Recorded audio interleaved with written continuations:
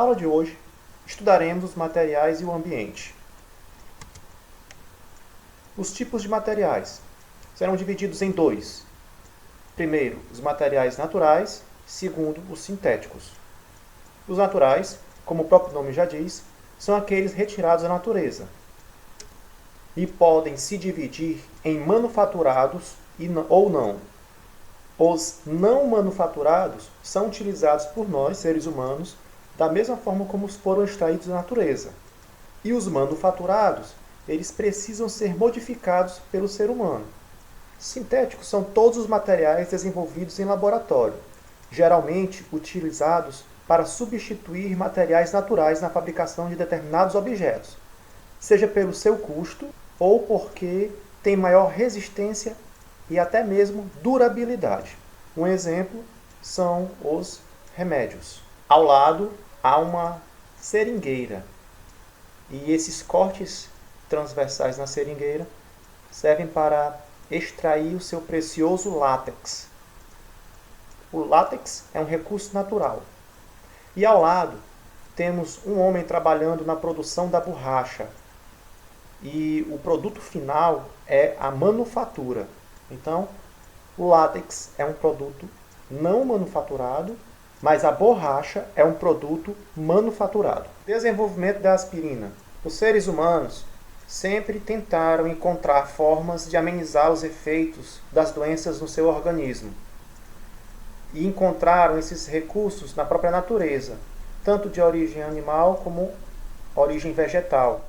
Hipócrates, que viveu no século V a.C., é considerado pela tradição ocidental o pai da medicina. Contudo, esse título não significa que tenha sido o primeiro médico que se tem notícia. Há registro de médicos mais antigos. O título de pai da medicina deve-se ao reconhecimento de seu trabalho e pesquisa na área médica. Obteve conhecimento que o salgueiro branco amenizava dores e conseguia controlar a febre. Raffaele Pira foi químico italiano que converteu a substância salicilina em um açúcar e em um segundo componente, que oxidado transforma-se em ácido salicílico, o principal componente da droga analgésica aspirina, que seria posteriormente produzida por este homem, Felix Hoffmann. A aspirina e os seus componentes são amplamente utilizados até os dias de hoje. A importância de novos materiais. Primeiro, os benefícios que os materiais sintéticos podem trazer. Quando acontece a escassez da matéria-prima, os materiais sintéticos não são alterados. Também acontece o desenvolvimento de novas tecnologias para a produção desses materiais e, inclusive, o descobrimento de novos materiais, de novos produtos. Mas observe que ele combate as infecções, ajuda a salvar milhões de vidas e também evita perdas enormes financeiras e de vida animal na pecuária. Porém, muita atenção! O uso inadequado de antibióticos pode favorecer o desenvolvimento de superbactérias, que são bactérias resistentes à medicação.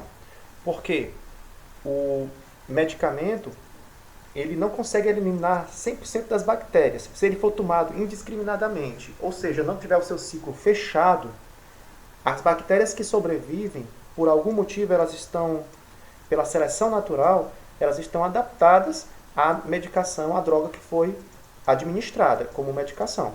Daí, ela vai passar a reproduzir-se. E mais bactérias resistentes àquele medicamento vão surgir no organismo do indivíduo. Com o passar do tempo, a medicação não vai mais fazer efeito.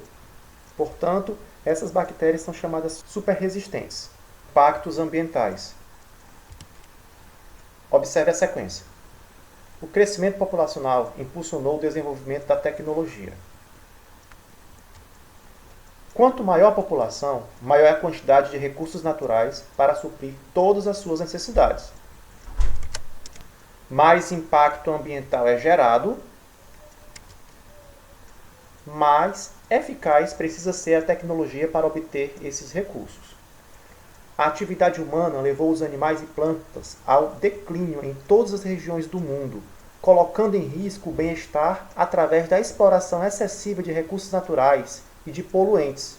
Os estoques de peixe podem se esgotar até 2048, e mais da metade das espécies de aves e mamíferos da África poderão desaparecer até 2100, a menos que medidas drásticas sejam tomadas agora por cada um de nós e de nossos governantes.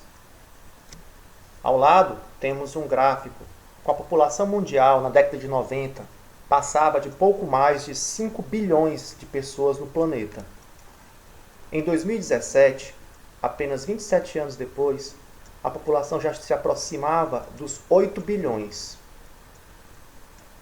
Em 2030, a estimativa é que essa população possa ser 8 bilhões e 600 milhões de pessoas no mundo. Para 2050, a estimativa é de quase 10 bilhões de seres humanos. E em 2100, que esse número possa ultrapassar os 11 bilhões de pessoas. Todas essas pessoas precisam de se alimentar, precisam de moradia, de vestimenta, de recursos tecnológicos, ou seja, a exploração dos recursos da natureza serão cada vez mais exigidos que aconteça de forma consciente à medida que a nossa população aumenta drasticamente. Os recursos naturais são utilizados para a produção de alimentos, desenvolvimento de materiais sintéticos, que são usados em moradias, roupas, transportes, entre outras necessidades. Esses recursos podem ser minerais ou de origem animal e vegetal. Recursos naturais renováveis.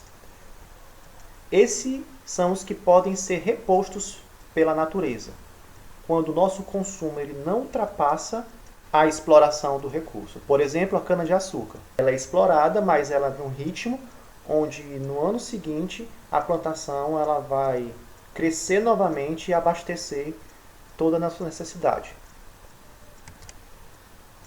E os não renováveis, como o nome já diz, eles não se renovam. O nosso consumo é muito mais rápido que o tempo para a produção daquele recurso não renovável. Por exemplo, o petróleo.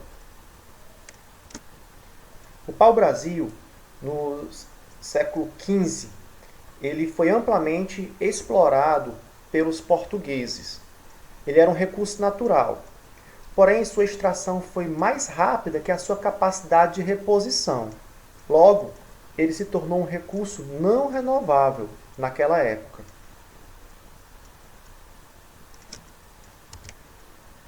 Ou seja, a exploração intensa dos recursos renováveis pode transformá-los em não renováveis. Atividades humanas e seus impactos ambientais. Atividade de extração mineral, que é a retirada de minerais presentes no solo, por exemplo, cobre e ouro, causa impactos, ou seja, destruição da vegetação e do solo. E a agropecuária, que é a plantação e a criação de animais. Ela provoca o impacto de retirada da cobertura natural do solo, além de causar o desmatamento e a queimada. E a extração mineral, novamente, além de fornecer grande parte dos produtos utilizados pelo ser humano, ela acaba poluindo muito o ambiente. Quando um recurso natural é intensamente explorado, ocorre o que chamamos de degradação ambiental. Sustentabilidade. Reciclar. Separar os resíduos para a reciclagem. Aquilo que você não vai mais precisar e vai para o lixo. Grande parte do seu lixo pode ser reciclado. Uma lata de refrigerante, ela vai ser juntada, catada. Assim, aquele material ele não vai precisar ser produzido, retirado o mineral da natureza para produzir novas latas. A indústria vai utilizar a latinha já produzida e vai gastar menos energia para fabricar uma nova lata de refrigerante. Já a reutilização significa utilizar novamente outras embalagens ou produtos. Reduzir. Diminuir o consumo de produtos industrializados. Repensar. Analisar os hábitos de consumo. Verificar se realmente é necessário comprar aquele produto, especialmente produtos industrializados. E recusar. Evitar o consumo de produtos que causem dano ao ambiente, uma consciência ambiental. Esses são os 5 R's.